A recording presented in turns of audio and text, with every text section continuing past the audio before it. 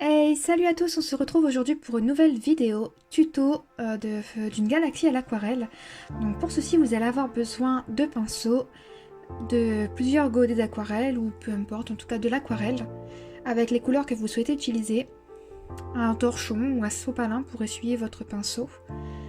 Vous allez également pour cela avoir besoin de papier, donc de préférence plus il y a de coton mieux c'est, et également plus il y a de grammage sur ce papier au mètre carré et mieux c'est également. N'hésitez pas aussi à faire comme moi et à entourer votre feuille de scotch adhésif. Attention, moi vous allez voir à la fin de la vidéo que j'ai eu un super gros problème, enfin je l'ai souvent en fait ce problème là, c'est quand j'enlève le scotch, le papier s'arrache avec. Et pourtant j'ai quand même essayé d'utiliser le scotch un petit peu avant pour essayer qu'il soit moins dur, mais j'ai peut-être mis un peu trop d'eau pour ce papier là. Donc dans un premier temps, je prends un petit gris, un pinceau spécial à la vie, donc de taille 2, j'humidifie ma feuille un maximum et je choisis donc les couleurs à utiliser. Pour ma part, je vais utiliser du rose, du magenta, du violet et du noir. Donc après vous pouvez faire avec du bleu, peu importe.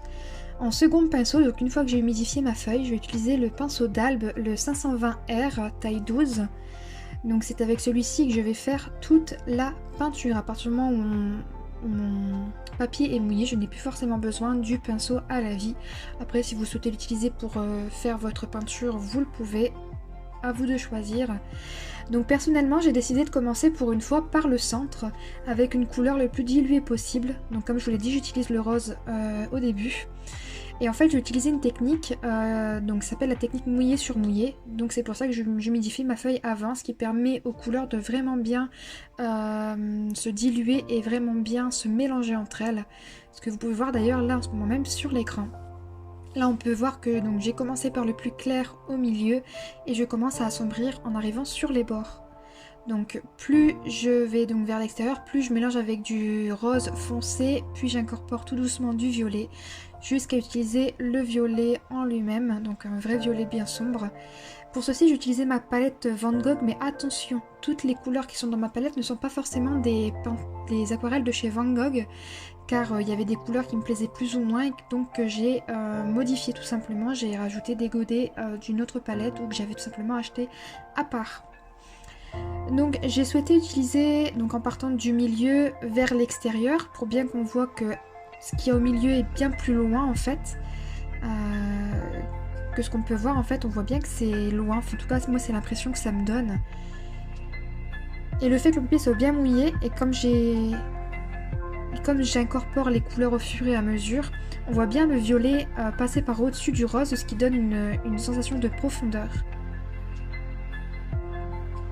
Par la suite, vous allez également voir que je vais rajouter aussi des couleurs par-dessus les premières couleurs que j'ai mises, donc en l'occurrence du violet ou du rose, pour intensifier cette sensation de profondeur. Je n'hésite pas à passer plusieurs fois sur les mêmes zones, avec plus ou moins les mêmes couleurs, ou au contraire pour intensifier cette sensation de profondeur toujours.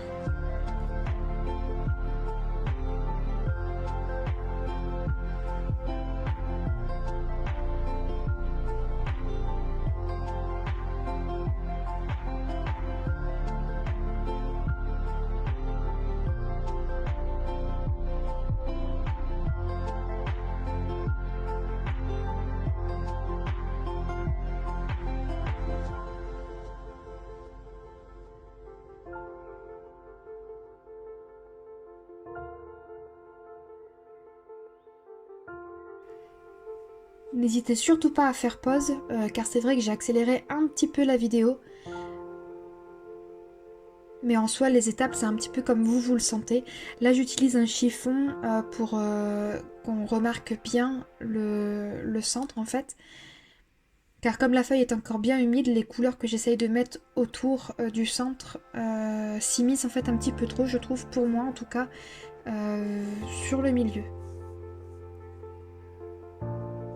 Et en fait, mon objectif, c'était aussi de faire remarquer qu'il y avait une petite nébuleuse, d'où le centre qui soit assez clair. Donc pour ça, n'hésitez pas à utiliser un torchon, un sopalin, un essuie-tout, peu importe.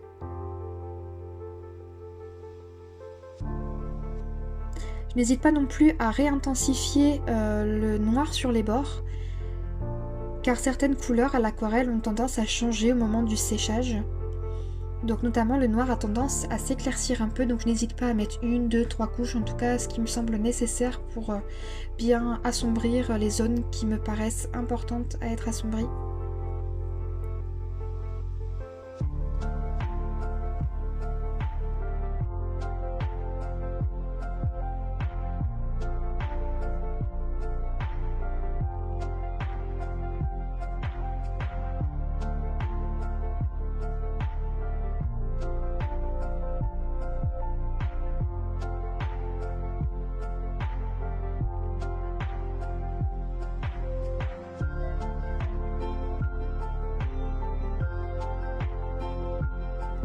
Au fur et à mesure que ma peinture va sécher, je ne vais pas hésiter surtout à revenir avec... Donc je ne vais pas remouiller toute ma feuille, mais je vais bien quand même remouiller le pinceau afin de continuer mes dégradés et continuer la superposition des couleurs.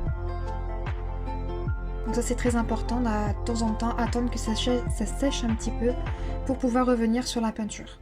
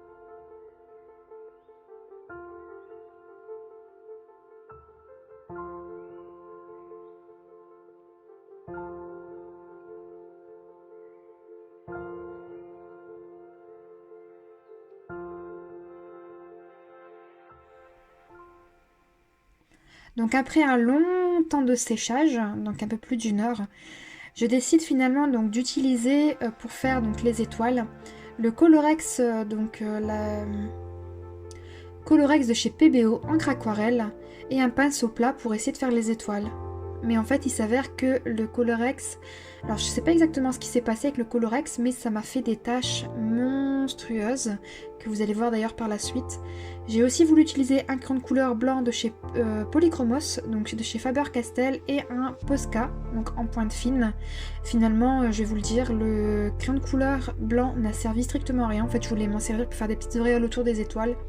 Et en fait, le papier est encore beaucoup trop humide, ou alors je sais pas si c'est juste sur l'aquarelle qu'on ne peut pas réutiliser des crayons de couleur. Enfin du coup le crayon de couleur ne m'a servi à rien et le Colorex de chez PBO finalement a fait plus de catastrophes qu'autre chose. Et donc vous allez voir que je vais finalement utiliser de la gouache assez fortement diluée, donc de la gouache blanche. Et là les étoiles seront beaucoup plus belles. Petite catastrophe, j'ai fait tomber mon pinceau, donc on tamponne un maximum. On évite de frotter pour éviter d'abîmer la feuille.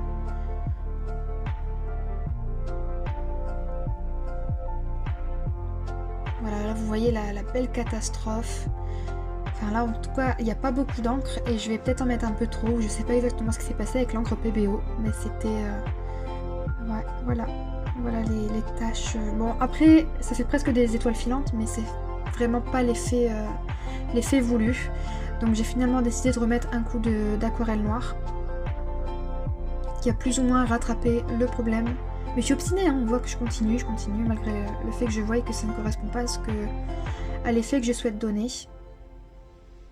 Voilà, comme vous pouvez voir, c'est vraiment pas top. J'essaye de tamponner, toujours on tamponne, on ne frotte surtout pas.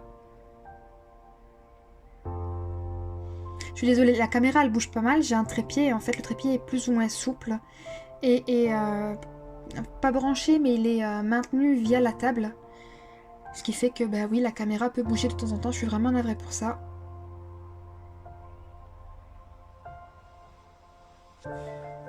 Donc là j'attends un petit peu que le blanc sèche pour pouvoir remettre un coup d'aquarelle par-dessus.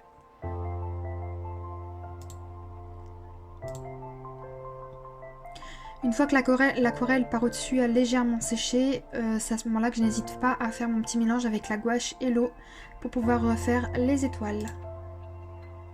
Donc on voit tout de suite que le rendu n'est pas du tout le même et il est quand même beaucoup plus joli comme ça. Je rajoute des petites étoiles que j'intensifie avec mon Posca taille fine, au niveau de la mine bien évidemment. Et je n'hésite pas à rajouter quelques étoiles qui du coup ressortent un peu mieux au Posca. Sur ce, j'espère que la vidéo vous a plu. Si c'est le cas, n'hésitez pas à lâcher votre petit like, votre petit commentaire en me demandant pourquoi pas des idées de tutos qui pourraient éventuellement vous intéresser. Et sur ce, je vous fais de gros bisous et on se dit à bientôt. Bye!